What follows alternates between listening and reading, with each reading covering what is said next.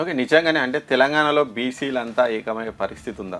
Sir తెలంగాణలో కాదు sir, ప్రతి పార్టీలో బీసీలు ఉన్నారు సార్. మీరు ఏమంటున్నారు అంటే బీసీలు అంటే ఒకటే పార్టీలో కాంగ్రెస్ పార్టీలో ఉన్నారు, ఉన్నోళ్ళని మొత్తాన్ని తీర్మార్మలను వేసుకపోతున్నాడు, తీర్మార్మలను ఎంబడే ఉంటున్నారు అనేటువంటిది ఎక్కడా ఉండదు. ఇప్పుడు బీసీలు అనే వాళ్ళు ప్రతి పార్టీలో ఉంటారు సార్.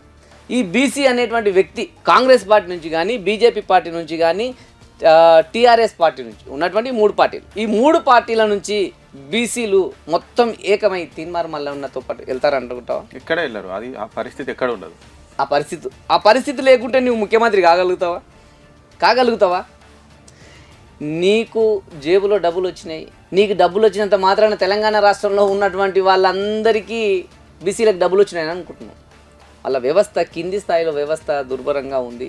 వాళ్ళకి సంబంధించినటువంటి పరిస్థితులు ఏంటంటే తెలంగాణ రాష్ట్రంలో ఉన్నటువంటి ఇప్పుడు నీ గవర్నమెంటే ఉంది, కాంగ్రెస్ గవర్నమెంట్ ఉంది కాబట్టి ఆ బీసీలకు సరిపడా బిల్స్ అనేటువంటివి సపరేట్గా పెట్టించుకొని నిధులు అనేటువంటి సపరేట్గా క్రియేట్ చేయగలిగి వాళ్ళ అభివృద్ధి కోసం పాటుపడే ప్రయత్నం చేయాలి. కానీ